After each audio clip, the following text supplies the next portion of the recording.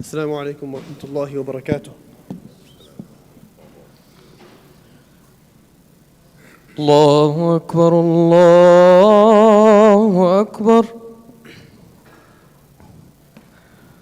الله أكبر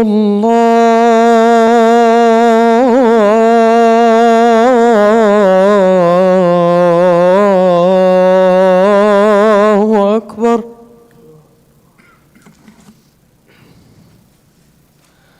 أشهد أن لا إله إلا الله.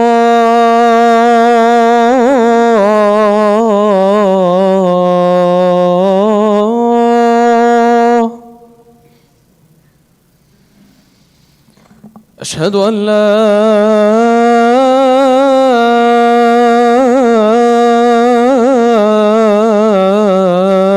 إله إلا الله.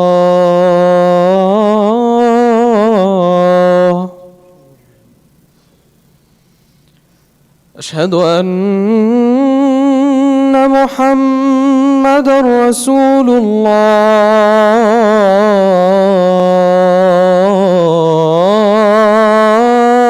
الله. أشهد أن محمدًا رسول الله.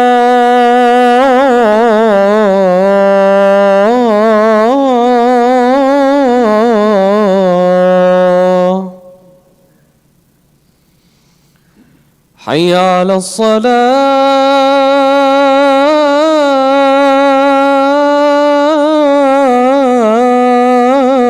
الصلاة.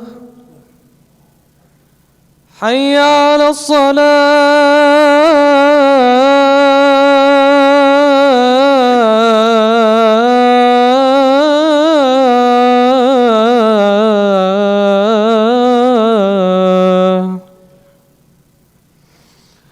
حي على الفلاح.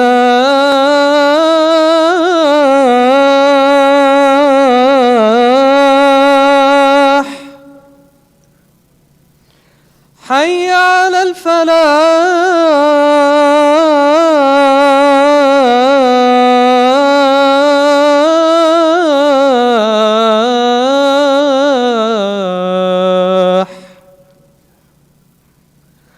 الله أكبر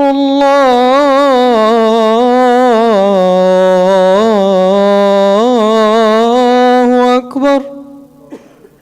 لا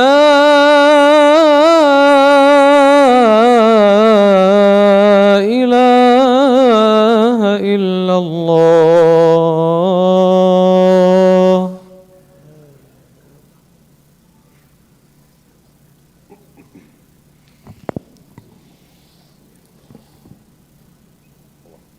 بسم الله الرحمن الرحيم.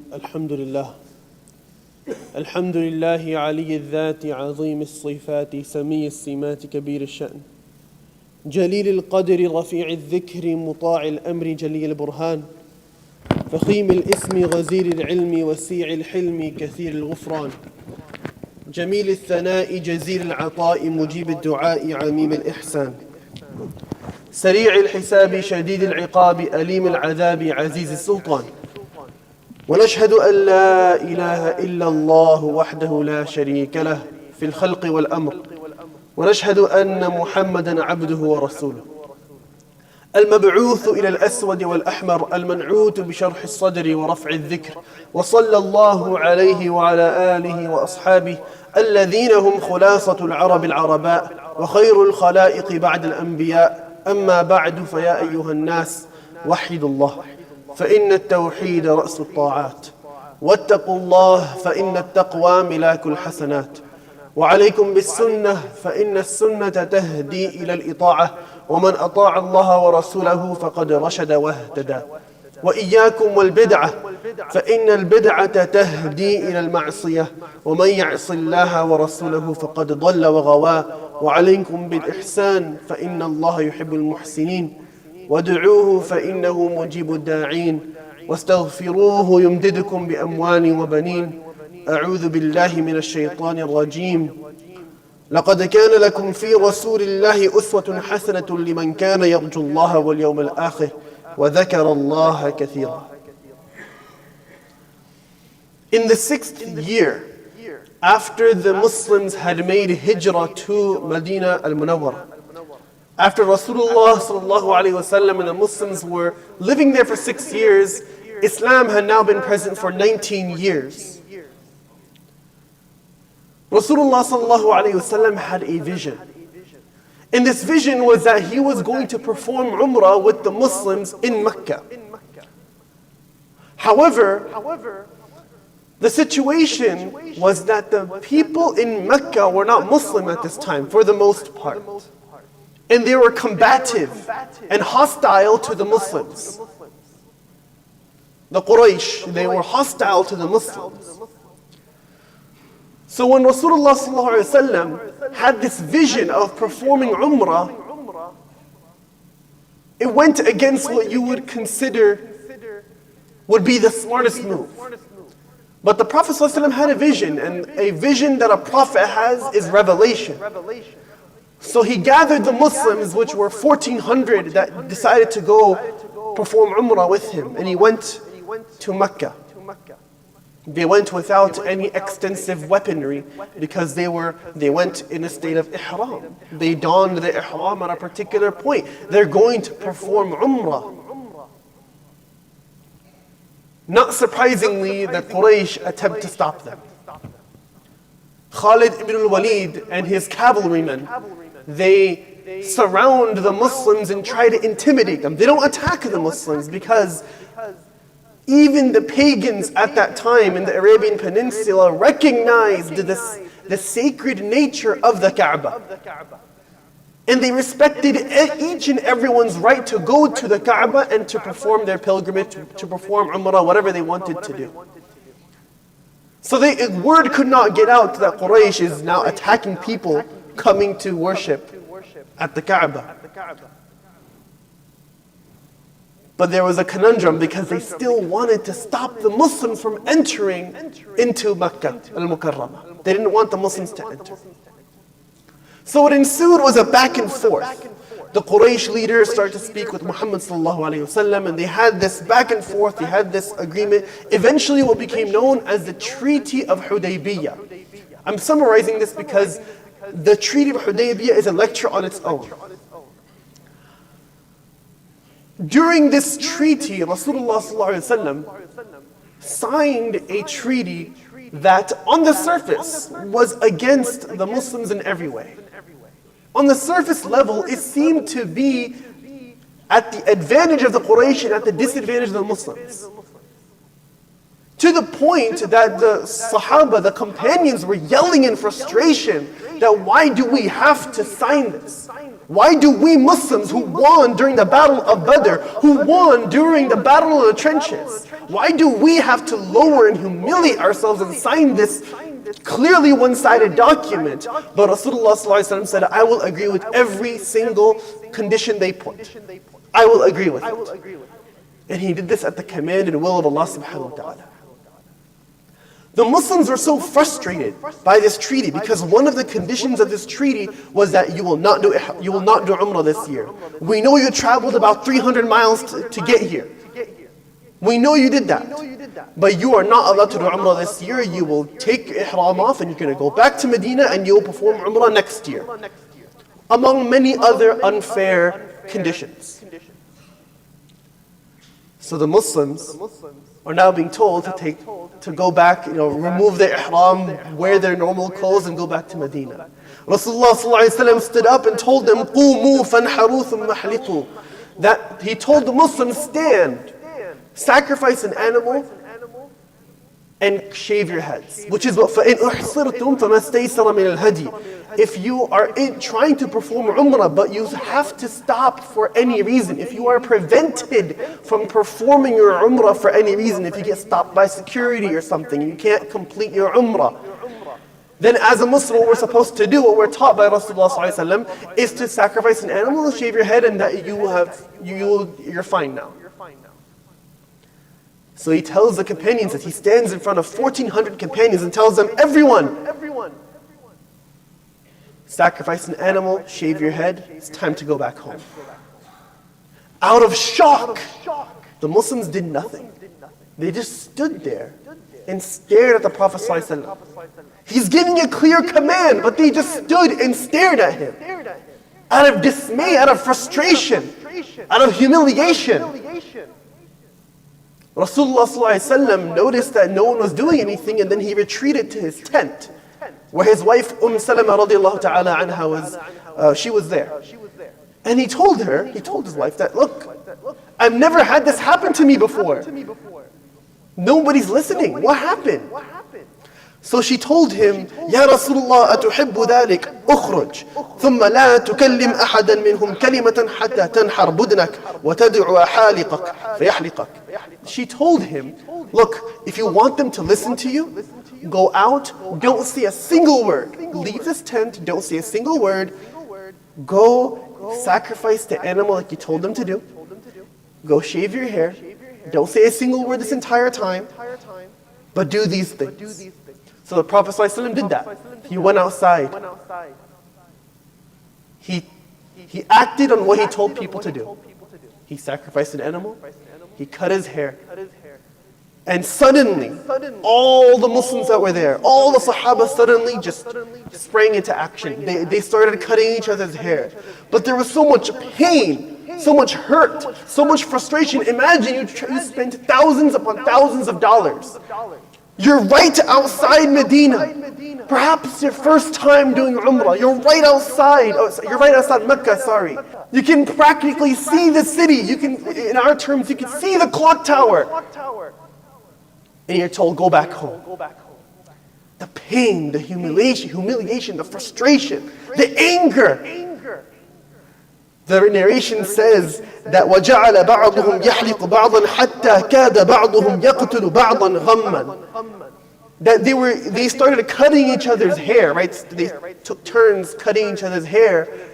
And they were so angry and frustrated and in pain that they had to control their hands to cut carefully, or else out of anger they would have pressed too hard and hurt the person that they were trying to cut the hair of. That's how angry and frustrated they were. That's how many tears were flowing that day. Being turned away from the Kaaba. Imagine the questions you may have as a believer in that moment. Has Allah cursed me? Are we on the right religion? Some of the Sahaba had doubts after this. How can we say Islam is true if we are humiliated in this way? If the Prophet ﷺ had a dream and a vision about doing Umrah, why is it that we're not doing Umrah right now? As we know, Allah subhanahu wa ta'ala says in the Quran, لَقَدْ صَدَقَ اللَّهُ رَسُولَهُ الرُّؤْيَا بِالْحَقِّ لَتَدْخُلُنَّ الْمَسْجِدِ. Allah subhanahu wa ta'ala tells us in the Quran that this dream that was given to Rasulullah sallallahu alaihi wasallam is no lie. It is the truth. And you will eventually enter that masjid, it's not now. That vision was there, but I never told you when that would happen. The lesson from this narration is that the Prophet ﷺ had to act before people sprang into action. That actions speak louder than words. Rasulullah ﷺ always acted, practiced what he preached, but sometimes, if not most of the time, actions speak louder than words. That telling people to do something, it will not nearly be as effective as if I did it myself. When he told people to sacrifice an animal, cut your hair, that was a hard pill to swallow. But the moment they saw Rasulullah ﷺ did it, there were no more questions, there were no more challenges, there were no more concerns. Everyone obeyed. In contrast, we live in a society that we love to say things. We love to say empty statements. We love to praise ourselves. We love to tell people how good we are, whether it be explicitly or implicitly. But rarely do we take an honest look in the mirror. Rarely do we take a brutal, candid look in the mirror and ask ourselves, is what I tell people to do a representation of who I am? Is what I tell people to do a representation of who I am? Or am I practicing but not preaching? Am I preaching but not practicing? Am I telling people to do things without even acting on any of it myself?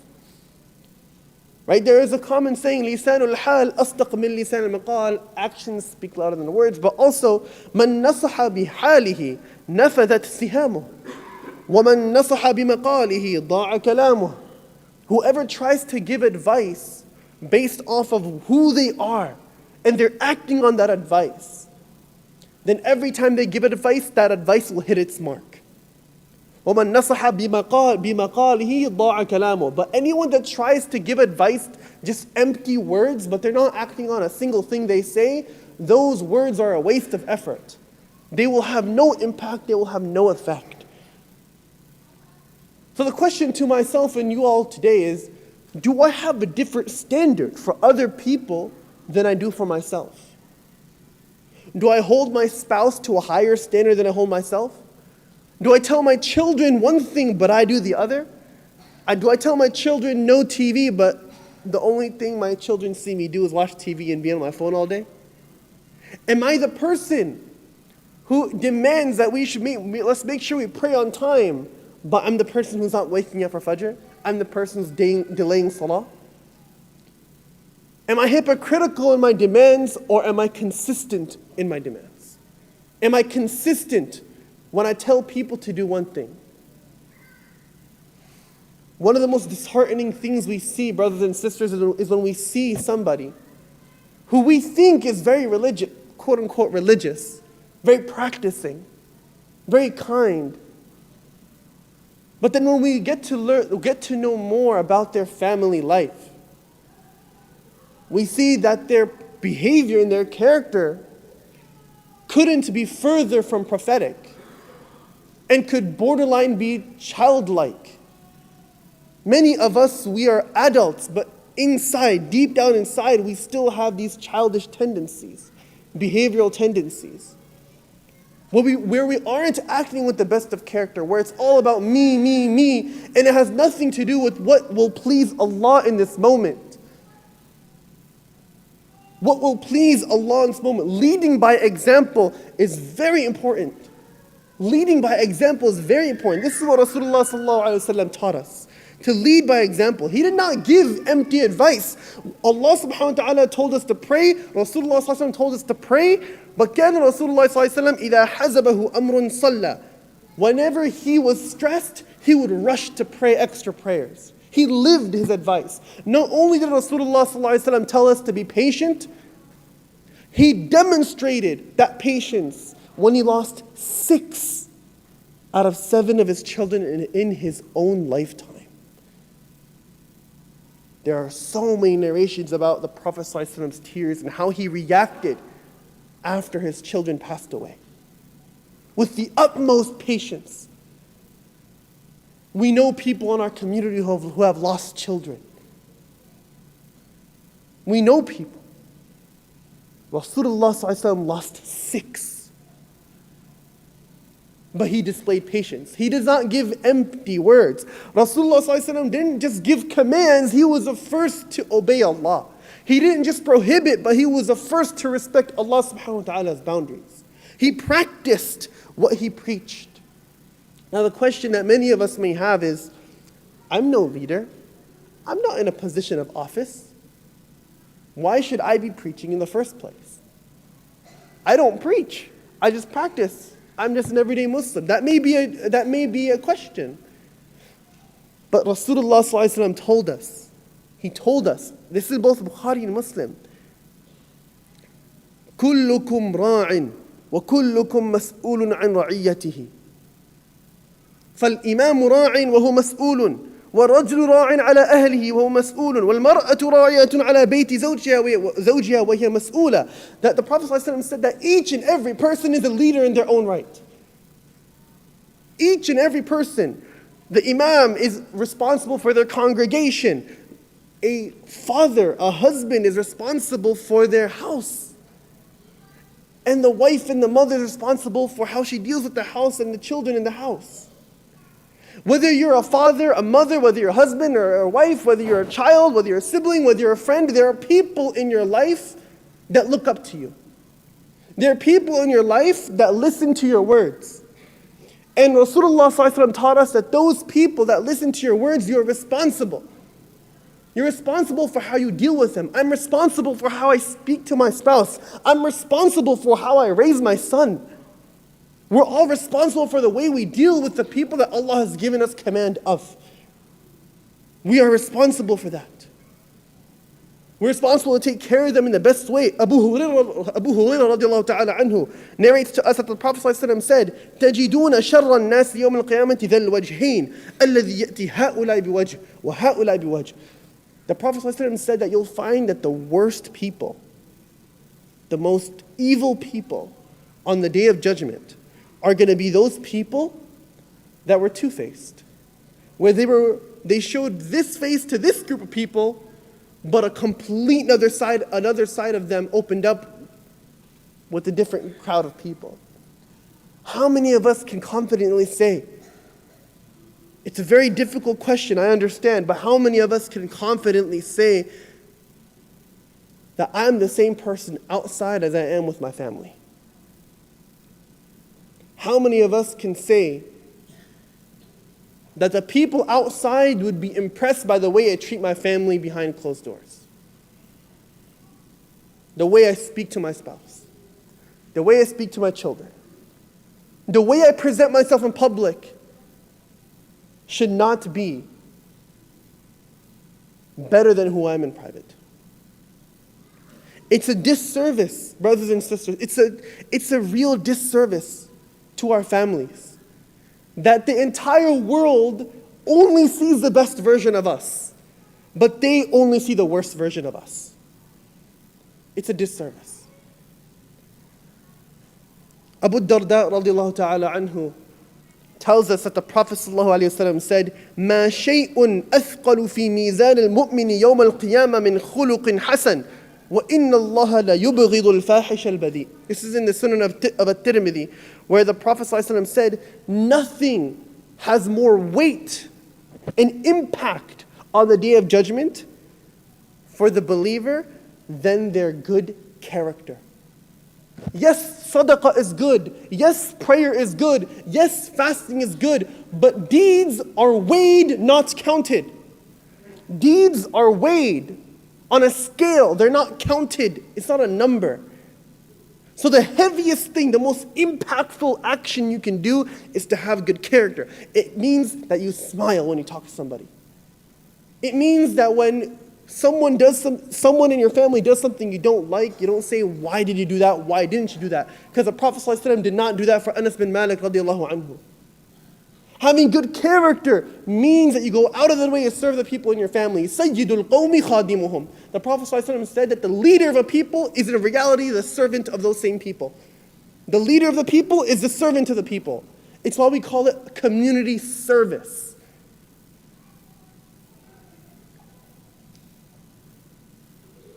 We as a community, we as an ummah, we need to reconnect to what it means to lead, what it means to be a leader.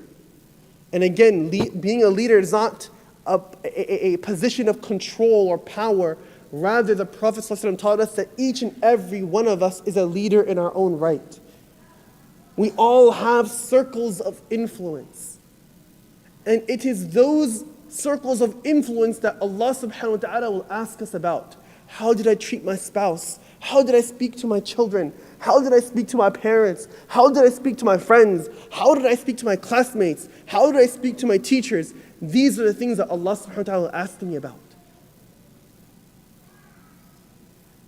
If you live with your siblings, you're young, you live with all your siblings right now, there will be a time where you won't be living all together. There will be a time where you won't be living together. So during this time, be kind, be nice, be courteous. The Prophet ﷺ كَانَ يَكُونُ فِي مِهْنَةِ أَهْلِهِ. He used to consistently be in the service of his family. Knit his own clothes. Patch them up himself. Be a family-oriented person. If you want to see change in people, if you want to see change in your family, lead by example. Lead by example. Be the person to act on it, not just say it. be a representation of the character of the Prophet ﷺ, the good character, خُلُقٌ حَسَنٌ. وَإِنَّكَ لَعَلَى خُلُقٍ عَظِيمٍ. Allah subhanahu wa ta'ala says, عظيم, that you have this sublime character that nobody could question. Nobody could point fingers at Rasulullah ﷺ and say he had bad character. No one could say that. And if we don't understand what is prophetic character, what does that mean? How does that apply in my life? This is the month of Rabi'ul Awwal. This is a month in which Rasulullah ﷺ was born. It's a month in which we should remind ourselves of the life of the Prophet ﷺ. And if we feel that, you know what, maybe I don't know enough, this is the month to start. This is the month to pick up a book of seerah. This is the month to pick up a lecture series about the life of the Prophet ﷺ to learn more about his character. I end with this challenge. If I were to take my character, my actions, my statements, and line it up with how the Prophet ﷺ acted, spoke, and interacted with people, what would that look like? It's a difficult question to ask, but all of us should do this when we go home. بارك الله لنا ولكم في القرآن العظيم ونفعني وإياكم بالآيات والذكر الحكيم أستغفر الله لي ولكم ولسائر المسلمين فاستغفروه إنه هو الغفور الرحيم.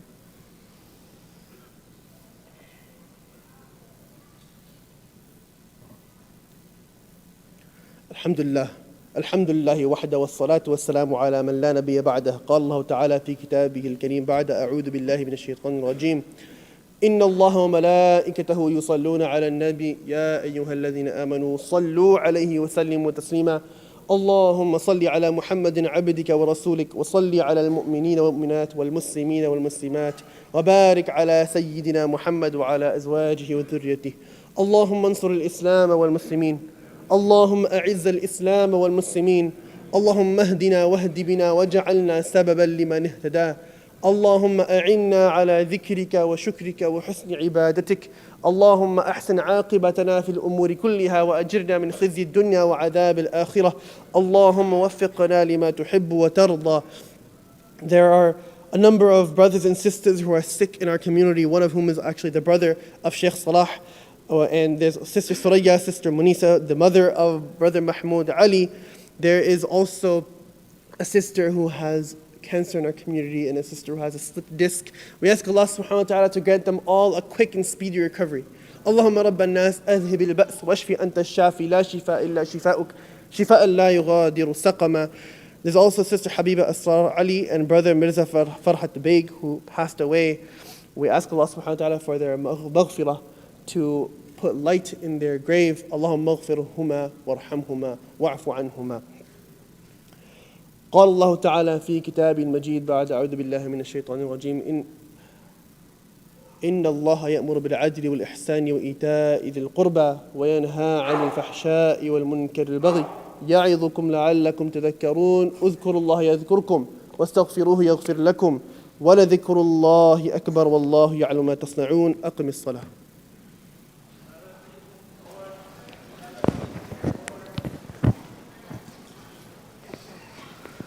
الله أكبر الله أكبر أشهد أن لا إله إلا الله أشهد أن محمدا رسول الله حي على الصلاة حي على الفلاح قد قامت الصلاة قد قامت الصلاة الله أكبر الله أكبر لا إله إلا الله.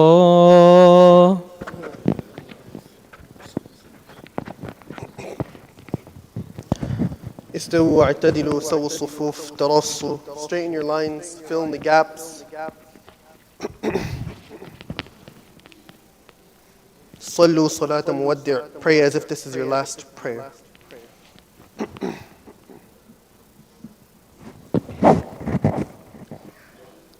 الله أكبر.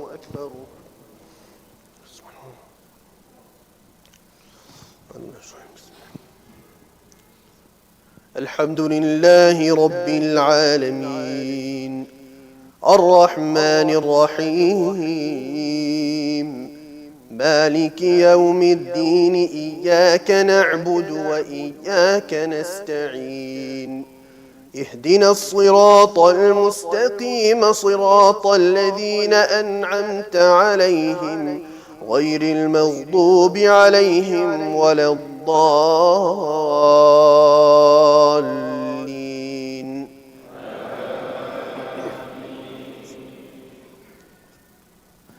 سبح اسم ربك الأعلى الذي خلق فسوى والذي قدر فهدى والذي أخرج المرعى فجعله غثاء أحوى سنقرئك فلا تنسى إلا ما شاء الله إنه يعلم الجهر وما يخفى ونيسرك لليسرى فذكر إن نفعت الذكرى سيذكر من يخشى ويتجنبها الأشقى الذي يصلى النار الكبرى ثم لا يموت فيها ولا يحيا. الله أكبر.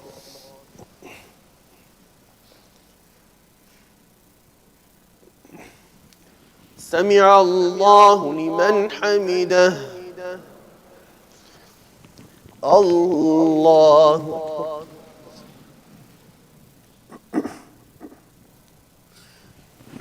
الله أكبر. الله أكبر.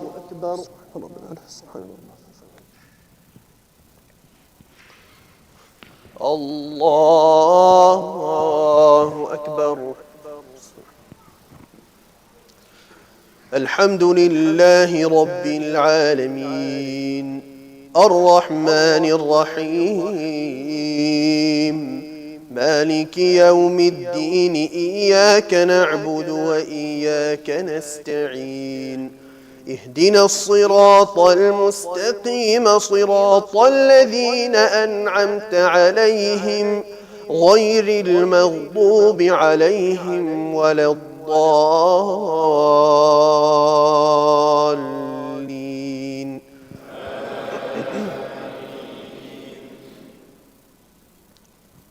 قد أفلح من تزكى وذكر اسم ربه فصلى بل تؤثرون الحياة الدنيا والآخرة خير وأبقى إن هذا لفي الصحف الأولى صحف إبراهيم وموسى. الله أكبر.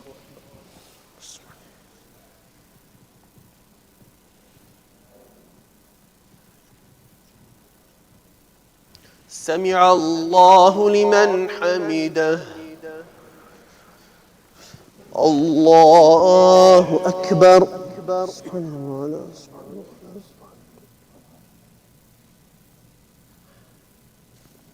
الله أكبر. الله أكبر.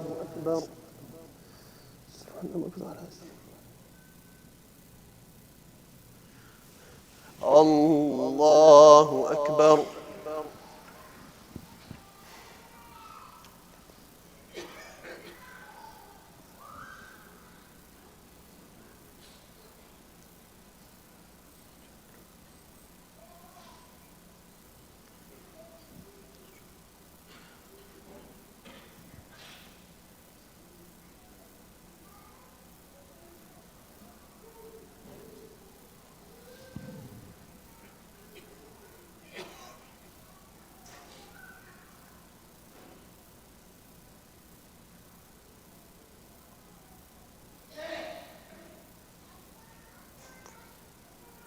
السلام عليكم ورحمة الله.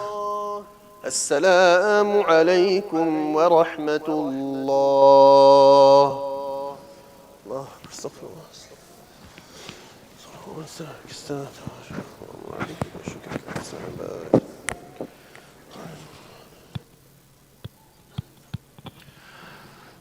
Assalamu alaikum, brothers and sisters. Just a couple of announcements. We're happy to announce that our tickets for the fundraiser are for sale. You can pick them up online at friscomasjid.org. Inshallah, soon we'll have volunteers selling tickets as well. But for now, if you'd like to purchase tickets, you can do so from the website.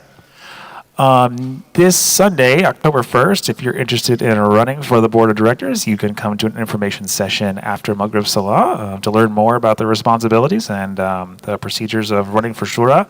Dinner will be served for all of those coming, so bring your appetite, and we'll see you, inshallah, on Sunday.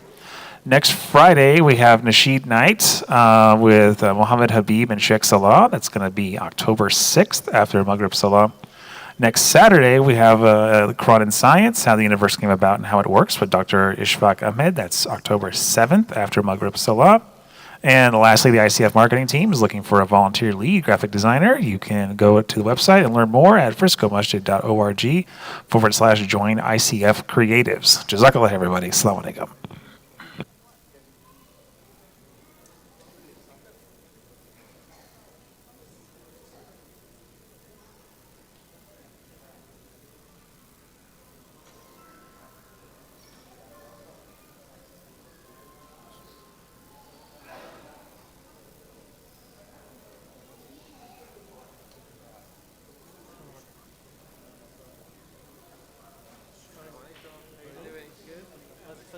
in the front row.